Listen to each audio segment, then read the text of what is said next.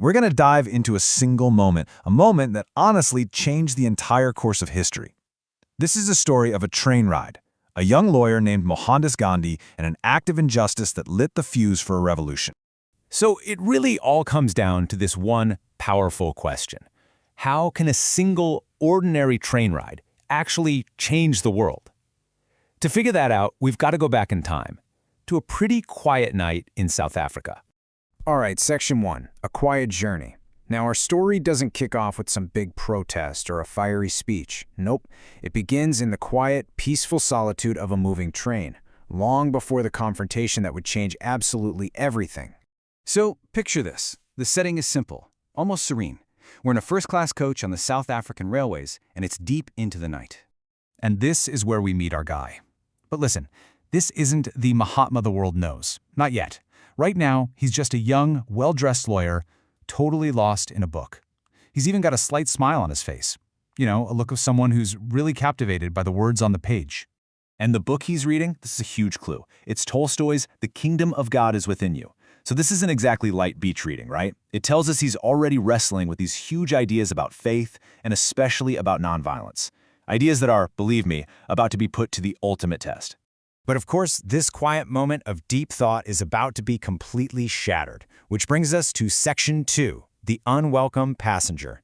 This is where the whole thing ignites. And just like that, the peace is broken.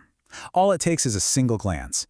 A European passenger walks by, stops dead in his tracks, and is just visibly shocked to see an Indian man sitting in the first-class section. That one look is the spark. The conductor gets called over, and his very first words are just dripping with contempt. He says, "Here, coolie, just what are you doing in this car?" He uses that slur, coolie, to immediately try and strip him of his humanity. This isn't some misunderstanding. It's a flat-out racial attack from the get-go. You can almost hear the disbelief in Gandhi's voice. I mean, he's a man who believes in rules, in order. He just states the simple fact. Why? I have a ticket, a first-class ticket. He fully expects that ticket, the proof, to just solve the whole problem. But here's the thing. His ticket doesn't matter, not one bit. The European passenger hits him with this brutal absolute statement. There are no colored attorneys in South Africa. Go and sit where you belong. All of a sudden, this has nothing to do with a ticket. It's about a worldview that says he doesn't even have the right to be in that space. And this is where things get really interesting. This brings us to Section 3, An Attorney's Argument. See, Gandhi doesn't back down.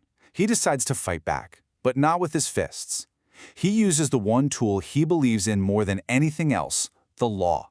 So what does he do? His first move is to play the card he thinks will work inside their own system.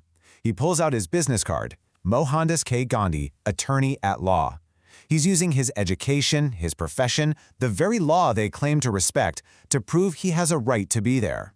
And this, right here, is where you see that brilliant legal mind just switch on. He calmly, logically takes their prejudice apart piece by piece. He says, "Sir, I was called to the bar in London, since I am, in your eyes, colored," and then he delivers the knockout punch. I think we can deduce that there is at least one colored attorney in South Africa. It's just a perfect, logical checkmate. But you know what? Logic stands no chance against pure, raw prejudice.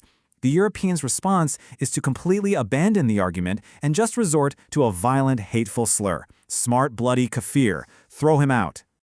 Okay, let's just pause here for a second, because it's so important to understand the weight of that word. Kafir was one of the single most offensive and dehumanizing racial slurs used in South Africa.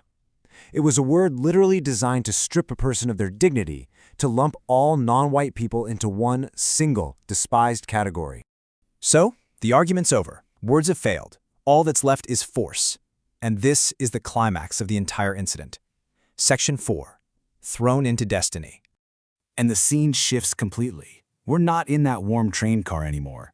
Now we're outside, thrown onto the cold, empty platform of Maritzburg Station in the dead of night. The moment itself is it's raw and violent. The script describes it in only 4 words, but man, they hit hard. It is ugly and demeaning.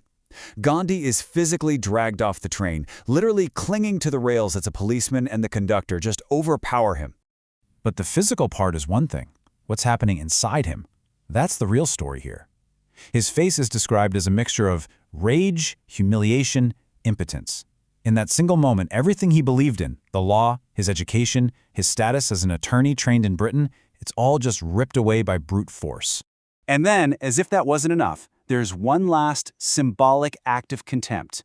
As the train starts to pull away, the conductor throws Gandhi's book, that book of philosophy, of ideas, down at his feet on the platform. It's the ultimate rejection, not just of him as a person, but of his mind, his beliefs, his very value. So this leaves us with this one massive, crucial thought. Here was a man who put his faith in the law. But on that cold, dark platform, he learned a terrible lesson. The law did not believe in him. So what happens when a profound injustice like that doesn't break a person, but instead forges a hero?